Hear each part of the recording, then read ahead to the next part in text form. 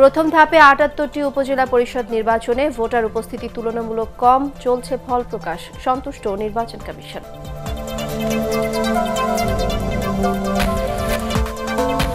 স্থানীয় সরকার নির্বাচনে জনগণ আগ্রহ হারিয়েছে, মন্তব্য মির্জা ফখরুলের। বিএনপিকে সংসদে এসে সমালোচনা করার আহ্বান তথ্যমন্ত্রীর।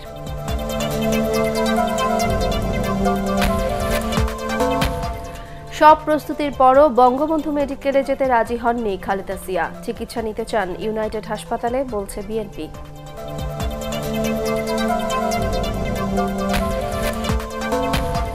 রোহিঙ্গা নির্যাতনের কারণ অনুসন্ধানে বাংলাদেশে আন্তর্জাতিক অপরাধ আদালতের প্রতিনিধি।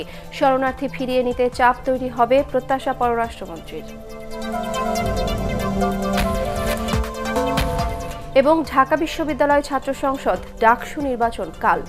অস্বচ্ছ ব্যালট বাক্স নিয়ে শঙ্কা বিভিন্ন সংগঠনের। এবারে বিস্তারিত। পঞ্চম উপজেলা পরিষদ নির্বাচনের প্রথম ধাপে রংপুর, ময়মনসিংহ, সিলেট ও রাজশাহী বিভাগের ১২ জেলার ৭৮টি উপজেলায় ভোট গ্রহণ শেষে চলছে গণনা। ৭৮টি উপজেলার মধ্যে ১৬টি উপজেলার বেসরকারি ফলাফল ঘোষণা করা হয়েছে। ১৩টি উপজেলায় আওয়ামী লীগ প্রার্থী ও ৩টি উপজেলায় স্বতন্ত্র প্রার্থী বেসরকারিভাবে উপজেলা চেয়ারম্যান নির্বাচিত হয়েছেন।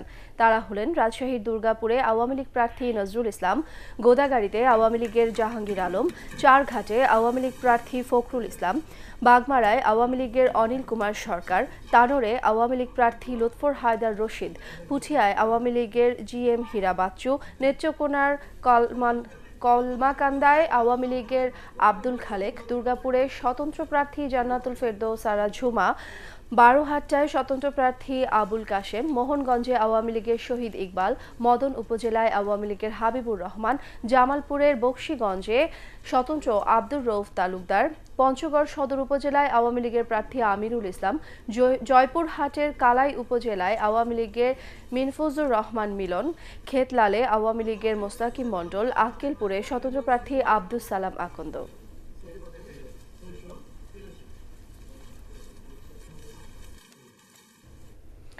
পঞ্চম উপজেলা পরিষদ নির্বাচনের প্রথম দফায় ৭৮টি উপজেলায় শান্তিপূর্ণভাবে ভোট অনুষ্ঠিত হয়। তবে ভোটার উপস্থিতি তুলনামূলকভাবে কম ছিল। অনিয়মের কারণে বিভিন্ন ১৬ উপজেলার ২৮টি কেন্দ্রের ভোট গ্রহণ স্থগিত করেছে নির্বাচন কমিশন। বিস্তারিত ইকরামুল হক সায়েমের রিপোর্টে। অনেকটা নিরুত্তাপভাবেই শুরু হয় উপজেলা পরিষদের এই ভোট। গ্রামে গ্রামে ভোটের আমেজ ছিল খানিকটা কম, তবে কোথাও কোথাও জনপ্রতিনিধি নির্বাচনে উৎসাহ উদ্দীপনাও ছিল অনেকের মধ্যে। আমি ভোট দিতে আসছি সুন্দরভাবে, সুস্থভাবে ভোট দেওয়া হয়েছে, শান্তিপূর্ণভাবে, কোনো গ্যাঞ্জাম নাই। এখানে তরুণ সমাজে সবাই ভোটে অংশগ্রহণ করছে, ভালোই হচ্ছে, সুষ্ঠু হচ্ছে। ভোট খুব সুন্দর, সুষ্ঠুভাবে হচ্ছে, কোনো বিশৃঙ্খলা সৃষ্টি হয়নি। বেলা বাড়ার সাথে সাথে ভোটার উপস্থিতিও কিছুটা বাড়তে থাকে। একই সাথে কোথাও কিছুটা উত্তাপও দেখা দেয়। এর মধ্যে হবিগঞ্জের বানিয়াচংয়ের শাহপুরে আওয়ামী লীগের দুই গ্রুপের সংঘর্ষে পুলিশসহ অন্তত ৭ জন আহত হন। বানিয়াচং ও আজমেরীগঞ্জের 3টি কেন্দ্রে ভোট গ্রহণ স্থগিত করা হয়। এছাড়া কেন্দ্র দখল, জালভোট সহ নানা অনিয়মের কারণে সুনামগঞ্জের সদর, সাল্লা, ছাতক ও তাহিরপুরের 7টি কেন্দ্রের ভোট গ্রহণ স্থগিত করা হয়। কয়েকটি জায়গায় বিচ্ছিন্ন কয়েকটি ঘটনা ঘটেছে, সাথে সাথে পরিস্থিতি নিয়ন্ত্রণ করেছে পুলিশ। মোবাইল স্ট্রাইকিং যে হস্তক্ষেপ করেছে এবং পরিস্থিতি নিয়ন্ত্রণে এনেছে। একই কারণে কুড়িগ্রামের 6টি কেন্দ্রের ভোট গ্রহণও বন্ধ করে দেয় নির্বাচন কমিশন। এ দফায় রংপুর, ময়মনসিংহ, সিলেট ও রাজশাহী বিভাগের 12 জেলার ৭৮ উপজেলায় নির্বাচন হয়েছে। প্রায় ১.৫ কোটি ভোটারের জন্য স্থাপন করা হয়েছিল ৫,৮৭৪টি কেন্দ্র।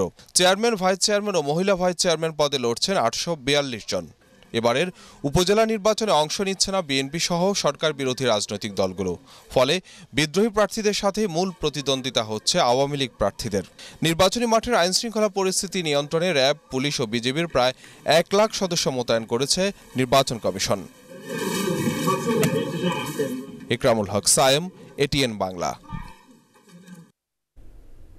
প্রথম ধাপে ১২ জেলার ৭৮টি উপজেলায় ভোটার উপস্থিতি সন্তোষজনক ছিল বলে জানিয়েছেন নির্বাচন কমিশন সচিব হেলাল উদ্দিন আহমদ। ভোট গ্রহণ শেষে বিকেলে কমিশনের সংবাদ সম্মেলনে ইসি সচিব একথা জানান। শান্তিপূর্ণভাবে পঞ্চম উপজেলা পরিষদ নির্বাচনের প্রথম ধাপের ভোট গ্রহণ অনুষ্ঠিত হয়েছে উল্লেখ করে তিনি বলেন, অনিয়মের অভিযোগে স্থগিত হওয়া কেন্দ্রগুলোতে পরবর্তীতে ভোট গ্রহণের ব্যবস্থা করা হবে। 5847টি কেন্দ্রে এই নির্বাচন অনুষ্ঠিত হয়েছে। তন্মধ্যে 28টি কেন্দ্রে বিভিন্ন অনিয়মের কারণে কেন্দ্রগুলো বাতিল করা হয়েছে। ভোটারদের উপস্থিতির ব্যাপারে আমরা যতটুকু জেনেছি যে মোটামুটি সন্তোষজনক। এ পর্যন্ত সিরাজগঞ্জে 2 জন প্রিসাইডিং অফিসার এবং সহকারী প্রিসাইডিং অফিসার তাদেরকে গ্রেপ্তার করা হয়েছে।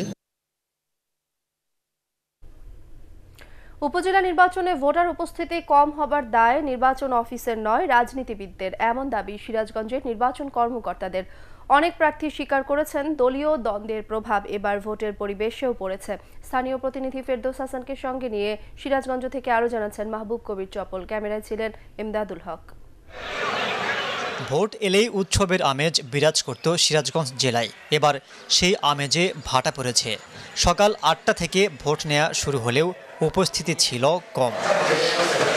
সকাল 10টা থেকে ভোটার উপস্থিতি বাড়তে থাকে। সিরাজগঞ্জের 7 উপজেলায় 670টি কেন্দ্রে ভোট নেওয়া হয়। কোনো কোনো কেন্দ্রে উল্লেখযোগ্য সংখ্যক ভোটার দেখা গেছে। শারীরিক সমস্যা থাকলেও ভোট দেয়াকে নাগরিক অধিকার মনে করে কেন্দ্রে আসেন অনেকেই। দেশের লোক আমরা সহযোগিতা না করলে কারে অন্য মানুষ করবো নাহি। সুন্দরভাবে ভোট দিয়েছে, কেউ কোনো অসুবিধা যার ভোট সেই দিতেছে। ফাঁকা ফাঁকাই তো ভালো লাগছে, পরিবেশটা খুব সুন্দর লাগছে। এর আগে নির্বাচনে ভোট দিতে পারি না, এবার দিতে পারলাম, এর জন্য অনেক ভালো লাগতেছে। নির্বাচনে বিএনপি না আসায় এককভাবে প্রার্থী দিয়েছে আওয়ামী লীগ। তবে অনেক কেন্দ্রে নৌকার প্রার্থীর এজেন্ট দেখা যায়নি। এজন্য দলীয় দ্বন্দ্বের কথা স্বীকার করেছেন কোনো কোনো প্রার্থী। দুটা পক্ষ দুই দিকে অবস্থান নিচ্ছে। নৌকা মার্কার পক্ষে আসলে সাধারণ কর্মী এবং জনগণ অবস্থান করতেছে এবং যারা সিনিয়র লিডার তারা সবাই স্বতন্ত্র প্রার্থীদের পক্ষে অবস্থান নিচ্ছে। অপোজিশন প্রার্থী যারা আছে, আমার ভোটার যারা আছে, তাদেরকে ইতিপূর্বে বেশ কিছু ঘটনা আছে, সেন্টারে আসার না আসার জন্য একটা হুমকি দামকে একটা হচ্ছে। নির্বাচিত হবার ক্ষেত্রে গ্রামাঞ্চলের মানুষের ভোট বড় ফ্যাক্টর হিসেবে কাজ করে। তবে ভোট দেওয়ার আগ্রহ কমে গেছে এসব মানুষের। বিরোধী দল থাকবো, বিভিন্ন দল থাকবো, তাহলে সে ভোট দেওয়ার মজা পাবো। আমাদের মনে প্রার্থী আছে, আমরা ওই জন্য ভোট দিবার গেছি। প্রার্থী থাকলো না, আমরা ভোট দিলাম না। আমাদের তো প্রার্থী নাই, এর জন্য আমরা চাই না। দুপুরের পর দেখা যায় কোনো কোনো কেন্দ্রে অস্বাভাবিক কম ভোট পড়েছে। ভোটাররা কেন আসতেছে না এটা তো আমরা সঠিকভাবে বলতে পারি না। এটা রাজনৈতিক ব্যক্তিত্ব যারা আছে ওনারা জানেন যে কি ওনাদের মানে যোগাযোগ কেমন, ওনারা হয়তো ভোটারকে ওইভাবে উদ্বুদ্ধ করতে পারতেছেন না, যার কারণে হয়তো ভোটাররা আসতেছে না। অনিয়মের অভিযোগে স্থগিত করা হয় 3টি কেন্দ্রের ভোট নেওয়া। গ্রেফতার করা হয় 1 জন প্রিজাইডিং অফিসার ও 2 জন সহকারী প্রিজাইডিং অফিসারকে। উপজেলা নির্বাচনে এত আয়োজন, এত খরচ, এত কর্মযজ্ঞ, কিন্তু 34 বছরেও এখনও খুব একটা কার্যকর হয়নি স্থানীয় সরকারের এই স্তর। শুধুমাত্র মেয়াদ শেষ করেন চেয়ারম্যান, ভাইস চেয়ারম্যান ও মহিলা ভাইস চেয়ারম্যানরা। তাই ভোটাররা বলছেন উপজেলা পরিষদ কার্যকর হলে তাদের ভোট দেয়া সার্থক হবে। মাহবুব কবির চপল, এটিএন বাংলা, সিরাজগঞ্জ। সংসদ নির্বাচনে অনিয়মের কারণে জনগণ গোটা নির্বাচনী ব্যবস্থার ওপর আগ্রহ হারিয়ে ফেলেছে বলে অভিযোগ করেছে বিএনপি। দলের মহাসচিব মির্জা ফখরুল ইসলাম আলমগীর এমন দাবি করে বলেন, সিটি কর্পোরেশন ও উপজেলা নির্বাচনে ভোটার উপস্থিতি তারই প্রমাণ। ঢাকা রিপোর্টার্স ইউনিটিতে জাতীয়তাবাদী কৃষক দলের সভায় বিএনপি মহাসচিব আরও বলেন, দীর্ঘদিন পর ডাকসু নির্বাচনের মাধ্যমে ছাত্র রাজনীতিতে সুবাতাস বইতে শুরু করেছে, তা ধরে রাখতে হবে। খালেদা জিয়া গুরুতর অসুস্থ দাবি করে তিনি বলেন, তিনি এখন কারো সাহায্য ছাড়া হাঁটতে পারছেন না। নির্বাচন ব্যবস্থার উপরে আর জনগণের কোনো আস্থা নেই। তার প্রমাণ আপনারা দেখেছেন যে গত সিটি কর্পোরেশন নির্বাচনে আপনার ভোটাররা কেউ যায়নি। উপজেলা নির্বাচন কোনো আগ্রহ নেই কারো, এবং দেখেছেন যে আপনার সেখানে বেশিরভাগ কতগুলো 75টা না 80টা ইতিমধ্যেই আপনার বিনা প্রতিদ্বন্দ্বিতায় নির্বাচিত ঘোষিত হয়ে গেছে। একটা গণতান্ত্রিক আবহাওয়া সৃষ্টি করতে চান, তাহলে অবিলম্বে দেশনেত্রী বেগম খালেদা জিয়াকে মুক্তি দিতে হবে। নিরপেক্ষ সরকারের অধীনে আরেকটি নির্বাচন অতি দ্রুত দিতে হবে যদি দেশকে বাঁচাতে চান, সমাজকে রক্ষা করতে চান। বিএনপিকে সংসদে এসে সরকারের গঠনমূলক সমালোচনা করার আহ্বান জানিয়েছেন তথ্যমন্ত্রী ও আওয়ামী লীগের প্রচার সম্পাদক হাসান মাহমুদ। তিনি বলেন, সংসদের বাইরে থেকে সরকারের কর্মকাণ্ড নিয়ে নেতিবাচক বক্তব্য কোনো রাজনৈতিক দলের জন্য শুভ ফল বয়ে আনে না। জাতীয় প্রেস ক্লাবে বঙ্গবন্ধু সাংস্কৃতিক জোটের আলোচনা সভায় তথ্যমন্ত্রী এসব কথা বলেন। তিনি অভিযোগ করে বলেন, বিএনপি ব্যক্তিকেন্দ্রিক রাজনীতিতে অভ্যস্ত হয়ে পড়েছে, তাই দেশ এবং জনগণের কথা না বলে তারা শুধু বেগম জিয়া ও তার পুত্রের কথা বলে। উন্নত রাষ্ট্র রচনা। আপনারা রাজপথে যেমন সরকারের সমালোচনা করছেন, পার্লামেন্টে এসেও আপনারা সমালোচনা করুন। আসুন গণতন্ত্রের ভিতকে শক্তিশালী করি। শেখ হাসিনার নেতৃত্বে আজকে বঙ্গবন্ধুর স্বপ্ন পূরণের পথে বাংলাদেশ অদম্য গতিতে উন্নয়নের মহাসড়কে এগিয়ে চলছে। এই উন্নয়ন অগ্রগতির যারা প্রতিবন্ধক, আসুন তাদের বিরুদ্ধে ঐক্যবদ্ধ প্রতিরোধ করে তুলি। বঙ্গবন্ধু শেখ মুজিব মেডিকেল বিশ্ববিদ্যালয় হাসপাতালে চিকিৎসা নিতে অনীহা প্রকাশ করেছেন কারাবন্দী বিএনপি চেয়ারপারসন বেগম খালেদা জিয়া। স্বাস্থ্য পরীক্ষার জন্য বিএসএমএমইউতে আনার সব প্রস্তুতি নেওয়া হলেও খালেদা জিয়া হাসপাতালে যেতে রাজি হননি বলে জানিয়েছে কারা কর্তৃপক্ষ। এদিকে দলের নেতারা জানিয়েছেন খালেদা জিয়া তার পছন্দ অনুযায়ী ইউনাইটেড হাসপাতালে চিকিৎসা নিতে চান। আরও জানাচ্ছেন মইনুল হাসান। কারাবন্দী বেগম খালেদা জিয়া গুরুতর অসুস্থ দাবি করে তার শারীরিক অবস্থা নিয়ে উদ্বেগ জানিয়ে আসছে বিএনপি। সম্প্রতি দলের মহাসচিব সহ সিনিয়র নেতারা স্বরাষ্ট্রমন্ত্রীর সাথে দেখা করে দলীয় প্রধানের সুচিকিৎসা নিশ্চিত করার আবেদনও জানান। এ অবস্থায় রোববার স্বাস্থ্য পরীক্ষার জন্য খালেদা জিয়াকে বঙ্গবন্ধু শেখ মুজিব মেডিকেল বিশ্ববিদ্যালয় হাসপাতালে আনার প্রস্তুতি নেয় কারা কর্তৃপক্ষ। পরে জানানো হয় খালেদা জিয়া রাজি না হওয়ায় তাকে হাসপাতালে আনা যায়নি। কারা কর্তৃপক্ষ আমাকে জানিয়েছে উনি আসবেন না। মেডিকেল বোর্ডও প্রস্তুত ছিলেন, আমরাও প্রস্তুত ছিলাম, কেবিন প্রস্তুত ছিল ওনার জন্য। উনি আসতে আমরা চিকিৎসা সংক্রান্ত প্রয়োজনীয় ব্যবস্থা গ্রহণ করতাম যথাযথভাবে। বিএসএমএমইউর পরিচালক আরও জানান, মেডিকেল বোর্ডের সুপারিশ অনুযায়ী হাসপাতালে আসার পর তার বেশ কিছু পরীক্ষা নিরীক্ষা করা হবে। গত 28 তারিখে একটা মেডিকেল টিম গিয়ে ওনাকে ফলো আপ করেছেন। এর আগে যে চিকিৎসা হয়েছে ওটা কিছুটা ফলো আপ করতে হয়, সেই ফলো আপ পরীক্ষা নিরীক্ষা করার জন্যই এখানে আসার জন্য ওনাকে করেছিলেন। ঠিক আছে, তো হয়তো ভবিষ্যতে উনি আসবেন। তবে বিএনপি চেয়ারপারসনের উপদেষ্টা ও চিকিৎসক নেতা ফরহাদ হালিম ডোনার জানান খালেদা জিয়া ইউনাইটেড হাসপাতালে চিকিৎসা নিতে চান। বেশ কিছুদিন আগে যে বিশেষজ্ঞ টিম গেছিল ডক্টর প্রফেসর AFM সিদ্দিকীর নেতৃত্বে, ওনারাও কিন্তু স্পষ্টভাবে বলছিল যে ওনাকে ইউনাইটেড হাসপাতালে ভর্তি করতে, কারণ ইউনাইটেড হাসপাতালে উনি সবসময় চিকিৎসা নিয়ে থাকেন এবং ওখানেই উনি বিশেষজ্ঞ, ওনার নিজস্ব বিশেষজ্ঞ যে ডাক্তার আছে যারা সারা জীবন ওনাকে দেখছেন তারা ওখানে আসেন। ওনাকে পিজিতেই আনতে হবে এমন কোনো কথা নাই। এই দেশে অনেকেই আছেন যারা প্যারোলে দেশে বাইরেও গেছেন। দুর্নীতির মামলায় সাজাপ্রাপ্ত হয়ে 1 বছরেরও বেশি সময় ধরে কারাবন্দী আছেন সাবেক প্রধানমন্ত্রী খালেদা জিয়া। মইনুল হাসান, এটিএন বাংলা, ঢাকা। রোহিঙ্গা নির্যাতনের কারণ অনুসন্ধান করে এর জন্য দায়ীদের বিচারই নয়, বাংলাদেশ থেকে তাদের ফিরিয়ে নিতে চাপ সৃষ্টি করবে আন্তর্জাতিক অপরাধ আদালত। আন্তর্জাতিক অপরাধ আদালত আইসিসির সফররত প্রতিনিধির কাছে এমন প্রত্যাশা করে বাংলাদেশ। পররাষ্ট্রমন্ত্রী ডক্টর AK আব্দুল মোমেন জানিয়েছেন, আইসিসির উচ্চ পর্যায়ের প্রতিনিধি দল এই সফরের পর একটি প্রতিবেদন দেবে। তিনি আরও জানান, রোহিঙ্গাদের স্থানান্তর ও পুনর্বাসন একসাথেই করতে চায় সরকার। সানাউল হকের রিপোর্ট। বিশ্বের সবচেয়ে বড় শরণার্থী সংকটের নেপথ্যে মিয়ানমারে অত্যাচার নির্যাতনকে দায়ী করা হলো। এর সঠিক কারণ অনুসন্ধান ও দায়ীদের বিষয়ে এবার তদন্তে নেমেছে আন্তর্জাতিক অপরাধ আদালত আইসিসি। রাখাইনে রোহিঙ্গাদের বিরুদ্ধে যুদ্ধাপরাধ হয়েছে কিনা কক্সবাজারে এ সম্পর্কে তথ্য সংগ্রহ ও যাচাই বাছাই করছেন আইসিসি প্রতিনিধিরা। ওআইসি আপনার একটা রেজলিউশন অ্যাডপ্ট করে মায়ানমারের যে আমাদের এই কি হয়েছে, পারসিকিউশন হয়েছে, এর উপরে একটা আপনার আইসিসি ইনভেস্টিগেশন হবে। আইসিসির কিন্তু কোনো ক্ষমতা নাই যে সোলজার পাঠায় বিচার করে দেবে। সদস্য রাষ্ট্র যদি তাদের সাহায্য করে তাহলে তার ক্ষমতা সদস্য রাষ্ট্রের উপর নির্ভর করে।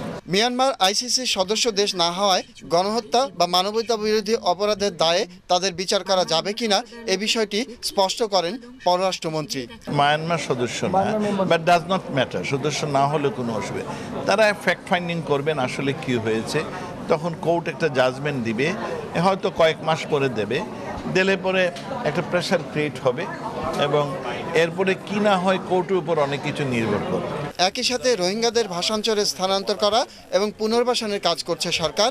রোহিঙ্গাদের স্থায়ী বসবাসের সুযোগ নয়, একে সাময়িক আবাসন বলে জানিয়েছেন পররাষ্ট্রমন্ত্রী। আমরা চেষ্টা করছি তাড়াতাড়ি ভাষাঞ্চলের কাজটা শেষ করতে এবং শেষ করলে পরে আমাদের বিশ্বাস এই বৃষ্টির আগে যদি আমরা ওদের কিছু ফেরত ওখানে পাঠাতে পারি তারা সুখে থাকবে। আমাদের ইচ্ছা যে কিছু লোক ওখানে গেলে শান্তিতে থাকবে। তবে সরকার চায় দ্রুত রোহিঙ্গাদের দেশে ফেরত পাঠাতে এর জন্য নিরাপদ পরিবেশ তৈরির জন্য মিয়ানমারকে চাপে রাখতে আন্তর্জাতিক সম্প্রদায়ের প্রতি আহ্বান জানান পররাষ্ট্রমন্ত্রী। সানাউল হক, ATN বাংলা, ঢাকা।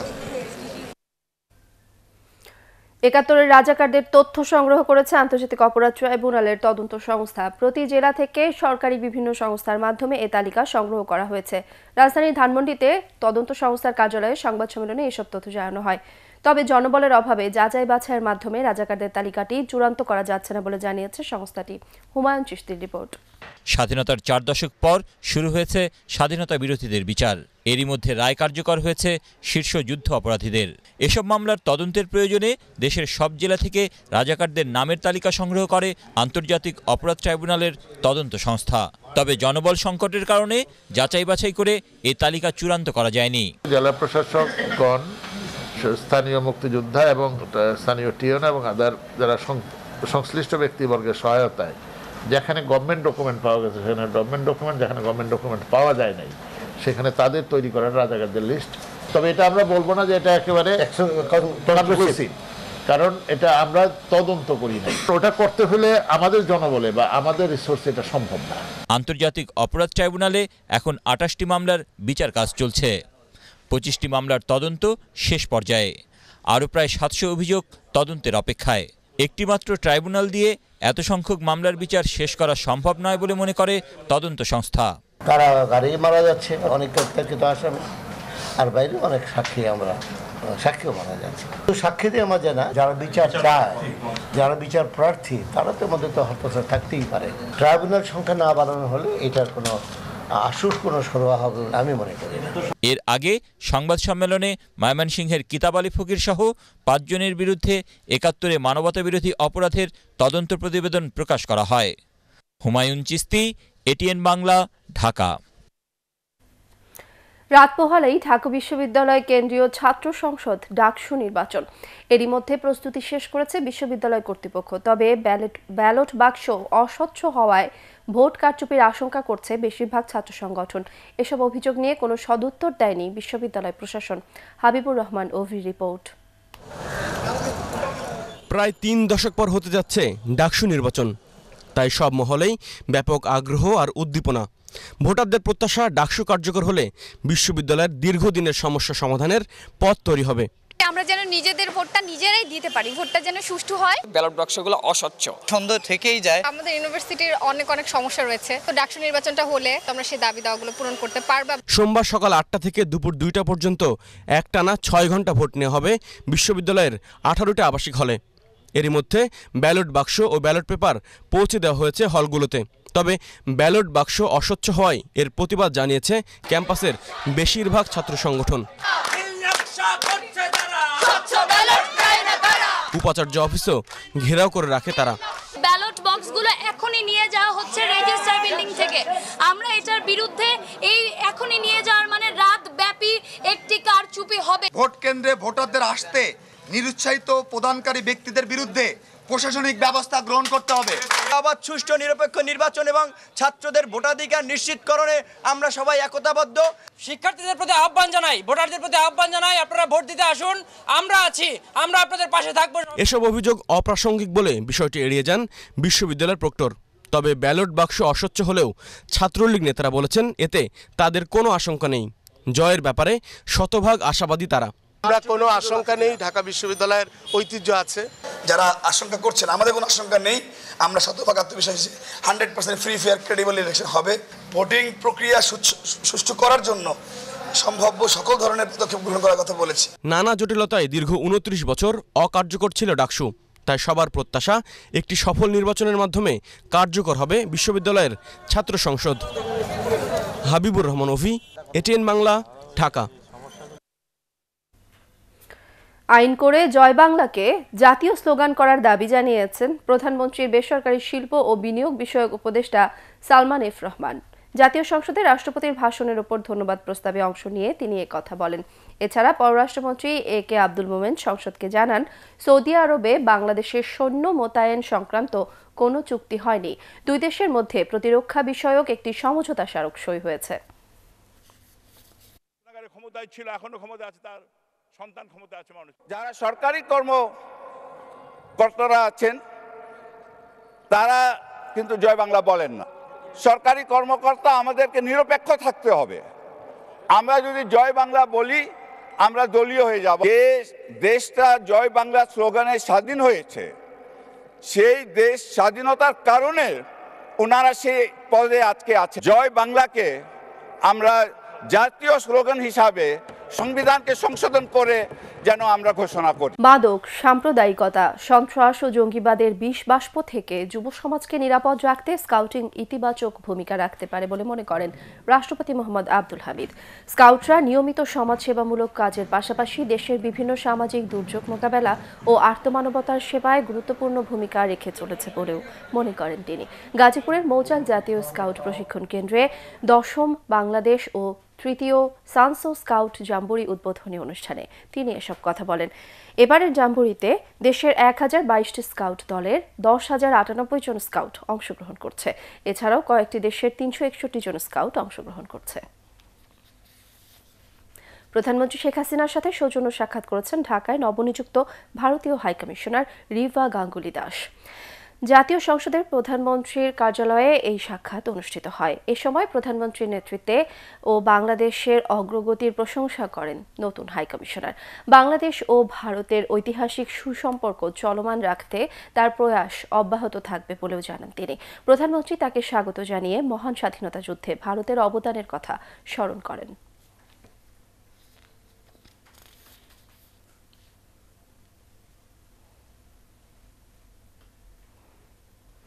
আসছে বর্ষা মৌসুমকে সবচেয়ে বড় চ্যালেঞ্জ হিসেবে নিয়ে কাজ করতে চান ঢাকা উত্তরের মেয়র আতিকুল ইসলাম। ঢাকা উত্তর সিটি কর্পোরেশনের নতুন মেয়রের প্রথম সংবাদ সম্মেলনে তিনি একথা জানান।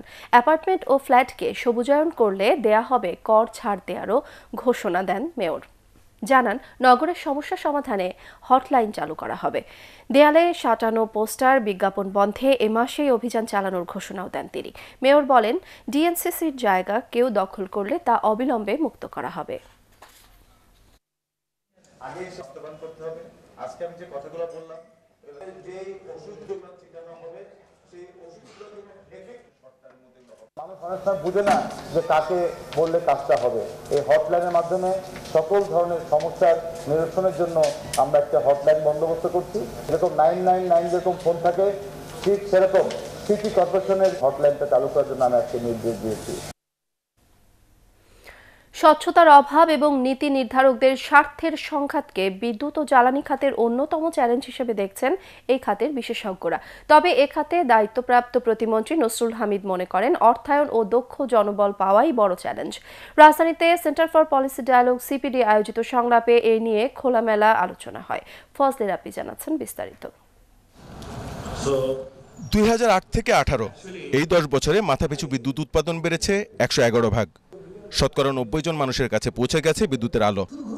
সিপিডির সংলাপে বিদ্যুৎ খাতের অগ্রগতিকে স্বাগত জানালেও বক্তাদের প্রশ্ন ছিল, এখনও গ্রিড বিদ্যুতের 40% অব্যবহৃত থাকা, জ্বালানির অপচয় হলেও ব্যবসায়ীদের ক্যাপটিভ পাওয়ার ব্যবহারের প্রবণতা, বিদ্যুৎ উৎপাদনে কয়লার উপর অতিরিক্ত নির্ভরশীলতা আর সঞ্চালন ও বিতরণ সক্ষমতা নিয়ে। We are not sticking to a long-term plan. So I believe that we must stick to a long-term plan and make it very clear that what is. But again, it has to be flexible. তবে জ্বালানি খাতের সফলতা নিয়ে খুব একটা আলোচনা করতে পারলেন না বক্তারা। তার পরিবর্তে প্রশ্ন তোলেন, সমুদ্র জয়ের পরও সমুদ্রের তেল গ্যাস অনুসন্ধান কাজ শুরু করতে না পারা, প্রতিনিয়ত জ্বালানির মূল্য বৃদ্ধি, অনিয়ম আর আমদানি নির্ভরতা নিয়ে। Why don't we do this multi-client database? It has been 5 years since the maritime boundary has been fixed, and whereby Myanmar and India has went a lot ahead. India যদি $6 দিয়ে এলএনজি কিনতে পারে, তাহলে আমরা সেই এলএনজি $10 দিয়ে কেন কিনবো? এই ব্যাখ্যা আমার চাওয়ার অধিকার নেই। সিপিডির চেয়ারম্যান অধ্যাপক রেহমান সোমান মনে করেন, স্বচ্ছতা আর জবাবদিহিতার ঘাটতি বিদ্যুৎ ও জ্বালানি খাতের অগ্রগতিকে বাধাগ্রস্ত করছে। Any lack of transparency and any lack of minimum negotiating capabilities in this is likely to then significantly enhance the cost of the project. এত সব প্রশ্ন আর সমালোচনাকে স্বাগত জানিয়েই বিদ্যুৎ ও জ্বালানি প্রতিমন্ত্রী দাবি করেন, এখনও উন্নয়নশীল অন্যান্য দেশ থেকে বাংলাদেশের জ্বালানির মূল্য কম। তার মতে অর্থায়ন ও দক্ষ জনবলি, নিরবিচ্ছিন্ন বিদ্যুৎ ও জ্বালানির নিশ্চয়তার অন্যতম challenge. When you think about, oh, you have been lighting the whole rooms, উনি বলতেছেন যে দুর্নীতি হচ্ছে। 44% সিস্টেম লস ছিল at the time of BNP Jamaat time. Now it came down to 11%. Yes, we took the challenge and getting better day by day. Fazle Rabbi, ATN Bangla, Dhaka. কেবল প্রাকৃতিকভাবে উৎপাদন নয়, মধু চাষের মধ্য দিয়ে এর বাজার সম্প্রসারণ করতে হবে। মানসম্পন্ন মধু পেতে বাড়াতে হবে আধুনিক পদ্ধতির মৌ চাষ। দেশের চাহিদা পূরণ করে রপ্তানির সুযোগ তৈরি করতে পারলে মধু হয়ে উঠবে অন্যতম রপ্তানিযোগ্য পণ্য।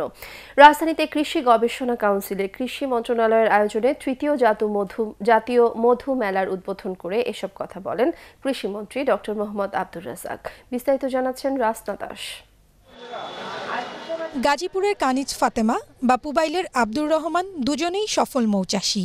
আধুনিক পদ্ধতিতে মৌচাষ করে নিজের এবং পরিবারের জীবিকা চালান সফলভাবে। পরাগায়ন ভালো হয়, তারপরে সবজির বীজও সুন্দর হয়, এগুলা দেখে চাষিরা আমাদেরকে ডেকে নেয়। মৌমাছির যে আমরা চিকিৎসা দিব অসুস্থ হয়ে গেলে ওই রকম কোনো ল্যাবরেটরি নাই। তাদের মতো অন্যদেরও মধু চাষে আগ্রহী করতে এই মেলার আয়োজন। পুষ্টি, আয় ও ফলন বাড়বে মৌচাষ এই প্রতিপাদ্যে 3 দিনব্যাপী জাতীয় মৌ মেলা। মেলায় বিভিন্ন ফসল খেতে মৌচাষ, মধু আরোহণ ও প্রক্রিয়াজাতকরণের বিষয়ে বিস্তারিত তথ্য জানা যাবে।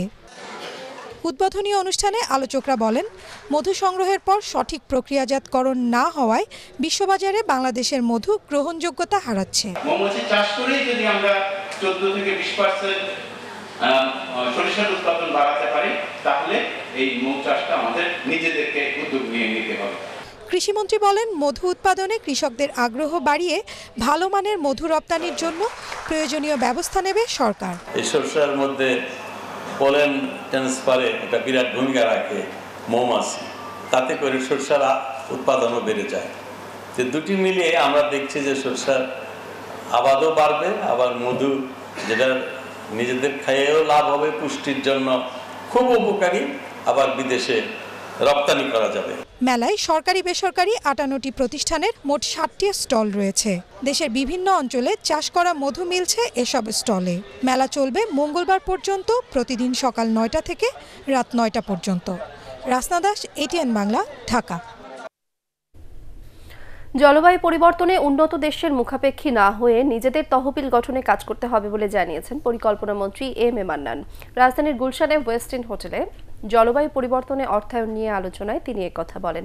17টি দেশের প্রায় 200 জন প্রতিনিধি আন্তর্জাতিক জলবায়ু অর্থায়ন সম্মেলনে অংশ নেন। এ সময় তারা জলবায়ু অর্থায়নে বর্তমান অবস্থা ও ভবিষ্যৎ সম্ভাবনা নিয়ে কথা বলেন। জলবায়ু পরিবর্তনে ঝুঁকিপূর্ণ দেশগুলোর তহবিল আদায়ে সবাইকে ঐক্যবদ্ধ হওয়ার আহ্বান জানান আলোচকরা।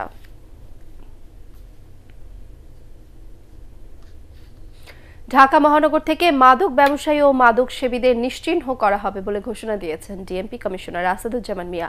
রাজধানীর এরশাদ স্কুল মাঠে মাদক ও জঙ্গি বিরোধী সমাবেশে তিনি এ ঘোষণা দেন। মাদক নির্মূল করতে সবাইকে ঐক্যবদ্ধভাবে কাজ করার আহ্বান জানান তিনি। এর আগে ডিএমপি কমিশনার মহাখালী করাইল আদর্শনগর এলাকায় একটি মাদ্রাসা, একটি বয়স্ক শিক্ষা কেন্দ্র, একটি লাইব্রেরি ও একটি সেলাই প্রশিক্ষণ কেন্দ্রের উদ্বোধন করেন। সারা বাংলাদেশের মানুষ আজকে আমরা মাদকের বিরুদ্ধে সোচ্চার। আজকে সমাজের প্রত্যেকটি নাগরিকের দায়িত্ব এই মাদকের বিরুদ্ধে আমাদেরকে ঐক্যবদ্ধ হয়ে এটিকে ছিন্ন করতে হবে, এই মাদককে নির্মূল করতে হবে এবং মাদক মুক্ত করতে হবে। এবার আল আরাফা ইসলামী ব্যাংক অর্থ সংবাদ।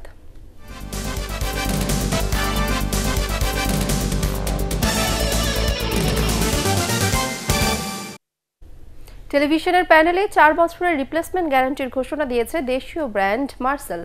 রাজধানীর বসুন্ধরায় মার্সেল কর্পোরেট অফিসার সম্মেলন কক্ষে আয়োজিত ডিক্লারেশন প্রোগ্রামে আনুষ্ঠানিক ঘোষণা দেওয়া হয়। চলতি বছরের 2 মার্চ থেকে এই সিদ্ধান্ত কার্যকর হয়েছে।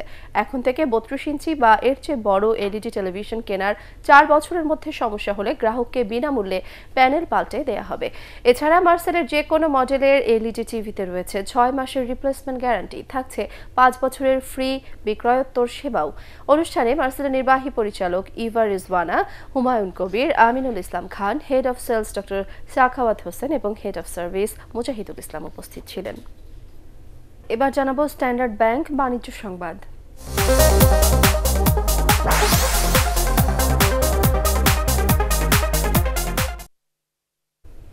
চট্টগ্রাম আন্তর্জাতিক বাণিজ্য মেলায় ক্রেতা বিক্রেতাদের ব্যাংকিং সুবিধা দিতে বুথ চালু করেছে স্ট্যান্ডার্ড ব্যাংক লিমিটেড। সন্ধ্যায় মেলা প্রাঙ্গণে বুথটির উদ্বোধন করেন ব্যাংকের পরিচালনা পর্ষদের চেয়ারম্যান লায়ন কাজী আকরামউদ্দিন আহমদ।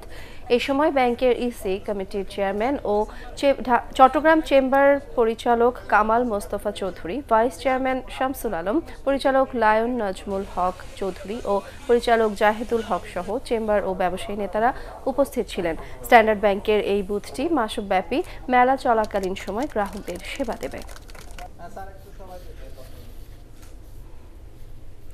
পঞ্চম ইন্সপায়ারিং উইমেন অ্যাওয়ার্ডের মাধ্যমে নারী পেশাজীবীদের সম্মাননা প্রদান করল উইমেন ইন লিডারশিপ উইল।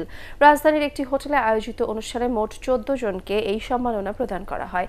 পাশাপাশি 12 জনকে বিশেষ সম্মাননাও দেওয়া হয়। অনুষ্ঠানে উপস্থিত ছিলেন উইমেন ইন লিডারশিপের প্রেসিডেন্ট নাজিয়া আন্দালি প্রিমা, বেসিসের সিনিয়র ভাইস প্রেসিডেন্ট ফারহানা এর রহমান, ঢাকা সিটি ফুটবল ক্লাবের কোচ মিরোনা খাতুন, ঢাকা লিড ফেস্টের ডিরেক্টর ও প্রডিউসার সাদাফ সাজ এবং নারী ক্ষমতায়নে বিশেষ ভূমিকা রাখায় mentors education CEO Anindo Chowdhury সহ অনেকে এই সম্মাননা গ্রহণ করেন। এবার জেসিবি প্লাটিনাম ক্রেডিট কার্ড নিয়ে এলো প্রাইম ব্যাংক। রাজধানীর একটি হোটেলে এই ক্রেডিট কার্ড সেবার উদ্বোধন করা হয়। ব্যাংকের পক্ষ থেকে আয়োজিত সংবাদ সম্মেলনে উপস্থিত ছিলেন অতিরিক্ত ব্যবস্থাপনা পরিচালক হাবিবুর রহমান ও কনজিউমার ব্যাংকিং বিভাগের প্রধান ANN মাহফুজ এবং জেসিবি কোম্পানি লিমিটেডের এক্সিকিউটিভ ভাইস প্রেসিডেন্ট ইউচিরো কাদোকি।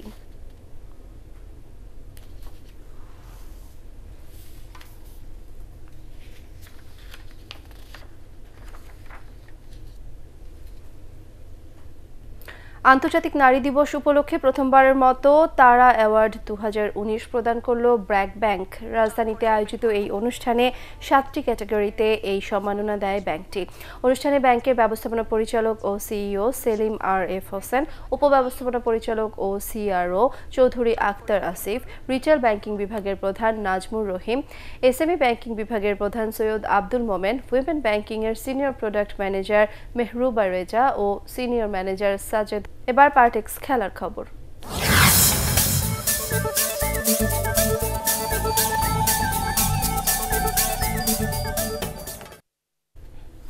ওয়েলিংটন টেস্টের তৃতীয় দিন শেষে বাংলাদেশের চেয়ে 173 রানে পিছিয়ে রয়েছে নিউজিল্যান্ড। বৃষ্টির কারণে নির্ধারিত সময়ের আগেই শেষ হয়েছে বাকি সময়ের খেলা। প্রথম ইনিংসে নিউজিল্যান্ডের সংগ্রহ 2 উইকেটে 38 রান। এর আগে টস হেরে ব্যাট করতে নেমে তামিম ইকবালের 50-তে ভালো সূচনা করেও 211 রানে গুটিয়ে যায় বাংলাদেশের প্রথম ইনিংস। আরও জানাচ্ছেন মমিনুর রিপন। ওয়েলিংটন টেস্টের তৃতীয় দিনেও বৃষ্টির দাপট। ভারী বর্ষণের কারণে শুরুর 2 দিন মাঠে খেলা গড়ায়নি। তৃতীয় দিনে নির্ধারিত সময়ের আধা ঘন্টা আগে খেলা শুরু হলেও বৃষ্টিতে ভেসে গেছে শেষ সেশনের প্রায় 1.5 ঘন্টার খেলা। 211 রানে গুটিয়ে গেলেও আবু জায়েদ রাহি ও ইবাদতের বোলিং তো কাঁপিয়ে দিচ্ছিল নিউজিল্যান্ডকে। রাহির জোড়া আঘাতে মাত্র 8 রানেই সাজঘরে ফেরেন স্বাগতিক দলের 2 ওপেনার টম লাথাম ও জিত রাভেল। কেন উইলিয়ামসন ও রস টেলরের প্রতিরোধে 2 উইকেটে 38 রান নিয়ে দিন শেষ করে নিউজিল্যান্ড। এর আগে ব্যাট করতে নেমে তামিম ইকবাল ও সাদমান ইসলামের 75 রানের জুটিতে ভালো সূচনা করেছিল বাংলাদেশ। 2 দিন ঢেকে রাখা উইকেটে বোল্ট ও সাউদির পেস আক্রমণ ভালোই সামাল দিচ্ছিলেন টাইগার ওপেনাররা। ব্যক্তিগত 27 রানে সাদমানের বিদায়ের পর বাংলাদেশের মিডল অর্ডার একাই ধসিয়ে দেন নীল অগ্নার। তার আগে ক্যারিয়ারের 27তম 50 তুলে নেন ড্যাশিং ওপেনার তামিম ইকবাল। দলীয় 134 রানে 74 করা তামিম ইকবালের বিদায়ের পর টাইগারদের ইনিংসটা সুবিধাজনক অবস্থানে নিতে পারেননি বাকি ব্যাটসম্যানরা। কিউই পেসার নীল অগ্নার 4টি ও ট্রেন্ট বোল্ট 3 উইকেট নিলে 211 রানেই থামে বাংলাদেশের ইনিংস। এই স্কোরেও লড়াইটা জমিয়ে তুলছিল সফরকারীরা, কিন্তু রোমাঞ্চের আভাস দেয়া শেষ সেশনটা ভেসে যায় অনাকাঙ্ক্ষিত বৃষ্টিতে। মমিনুর রিপন, এটিএন বাংলা। বাংলাদেশ হকি ফেডারেশনের আসন্ন নির্বাচনে সিনিয়র সহসভাপতি ও ATN Bangla chairman doctor Mahfuzur Rahman সহ 85 জন কাউন্সিলরের প্রাথমিক তালিকা প্রকাশ করেছে জাতীয় ক্রীড়া পরিষদ এনএসসি। ডক্টর মাহফুজুর রহমান এনএসসির কোটায় কাউন্সিলর হন।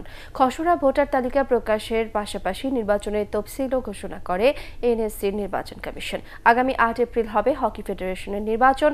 তফসিল অনুযায়ী তার আগে 21 মার্চ চূড়ান্ত ভোটার তালিকা প্রকাশ, 24 ও 25 মার্চ মনোনয়নপত্র বিতরণ, 31 মার্চ মনোনয়নপত্র দাখিল এবং 4 এপ্রিল প্রার্থীদের চূড়ান্ত তালিকা প্রকাশ করা হবে।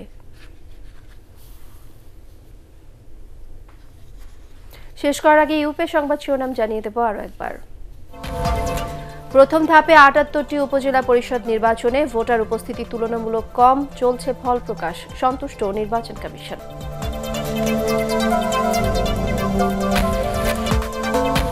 স্থানীয় সরকার নির্বাচনে জনগণ আগ্রহ হারিয়েছে, মন্তব্য মির্জা ফখরুলের। বিএনপিকে সংসদে এসে সমালোচনা করার আহ্বান তথ্যমন্ত্রীর।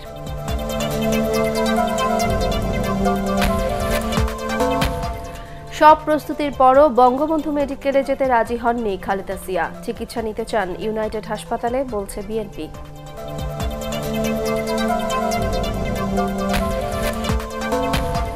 রোহিঙ্গা নির্যাতনের কারণ অনুসন্ধানে বাংলাদেশে আন্তর্জাতিক অপরাধ আদালতের প্রতিনিধি। শরণার্থী ফিরিয়ে নিতে চাপ তৈরি হবে, প্রত্যাশা পররাষ্ট্রমন্ত্রীর। এবং ঢাকা বিশ্ববিদ্যালয় ছাত্র সংসদ ডাকসু নির্বাচন কাল। অস্বচ্ছ ব্যালট বাক্স নিয়ে শঙ্কা বিভিন্ন সংগঠনের।